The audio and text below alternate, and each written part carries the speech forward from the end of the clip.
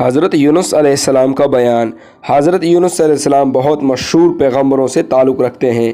حق تعالیٰ نے انہیں شہر نینوا میں، جس کو آج کل دمشق کہتے ہیں، پیغمبر بنا کر بھیجا۔ انہوں نے اپنے فرائض مذہبی عتم درجے تک پہنچانے کی ہر ممکن کوشش کی اور دعوت اللہ میں ہمہ تن مصروف رہے اور خداوند قدوس کی مہربانیوں و انعام و اکرام میں لوگوں کو امیدیں دلائی اور غضب الہی سے بھی ہر طرح ڈرایا، لیکن کسی نے بھی فرما برداری نہیں کی اور ہمیشہ آپ کی رسالت کی تکذیب کرتے رہے، بلکہ دست و زبان سے بھی رنج و اذیت دینا شروع کر دیا۔ ایک روایت میں آتا ہے کہ حضرت یونس علیہ السلام اور حضرت ہود علیہ السلام کی اولاد سے تعلق رکھتے تھے۔ خدا تعالیٰ نے انہیں دمشق میں نبی بنا کر بھیجا۔ اس جگہ قوم سمود آباد تھی اور وہ سب کے سب بت پرست تھے۔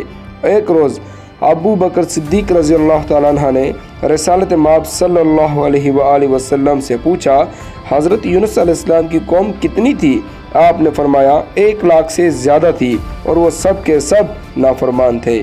چنانچہ اللہ رب العزت نے ارشاد فرمایا، یعنی اور بھیجا اس کو 1,00,000 آدمی یا اس سے کچھ زیادہ پر، یعنی اگر عاقل و بالغ شمار کیے جائیں تو 1,00,000 تھے اور سب چھوٹے بڑوں کو شمار کیے جائے تو 1,00,000 سے زائد تھے۔ ایک روایت میں آتا ہے کہ حضرت یونس علیہ السلام نے اپنی قوم کو 40 برس تک خدا کی طرف دعوت دی اور ہمیشہ کہتے رہے، اے قوم، لا الہ الا اللہ، یونس نبی اللہ، اور وہ مردود قوم کبھی اس کلمے کو اپنی زبان پر نہ لائی اور حضرت یونس علیہ السلام سے یہ کہتی رہی کہ اے یونس، اگر ہم کو پارا پارا بھی کر دیا جائے تو بھی تم کو نبی اللہ نہیں کہیں گے۔ حضرت یونس علیہ السلام اس بات سے بہت مغموم اور مایوس ہوئے اور ساری قوم بت پرستی پر مدہوش تھی۔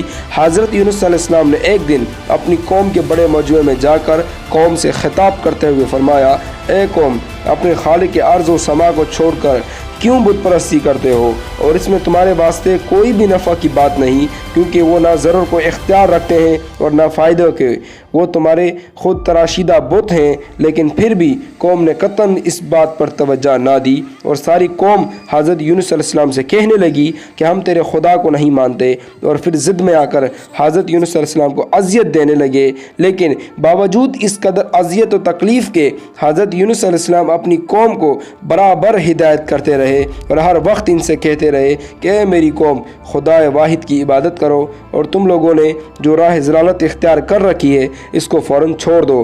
اگر تم نے راہ ضلالت نہ چھوڑی تو کہیں خدا تعالیٰ اپنا عذاب تم پر نازل نہ کر دے، اور مجھے اس بات سے خوف معلوم ہوتا ہے۔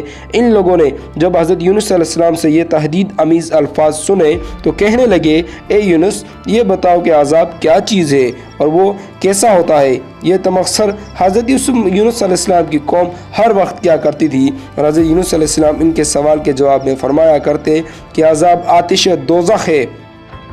یہ جواب سن کر تمسخر کے لہجے میں ان مردودوں نے کہا، بھلا اس میں کچھ مذائقہ نہیں؟ آخر حضرت یونس علیہ السلام اپنی قوم کے ہٹ درمی اور ضد سے عاجز آ گئے، اور پھر جب کوئی ایسی امید نہ رہی کہ قوم کسی وقت بھی دعوت الحق کو قبول کر لے گی اور اللہ کے بتائے ہوئے طریقے پر گامزن ہو جائے گی، تو پھر حضرت یونس علیہ السلام نے اپنے خداوند قدوس سے ظالم قوم کے واسطے بد دعا کی اور ندا آئی، اے یونس، آپ عذاب طلب کرنے میں جلدی مت کرو، جب وقت آئے گا تو اس قوم پر عذاب نازل کر دیا جائے گا۔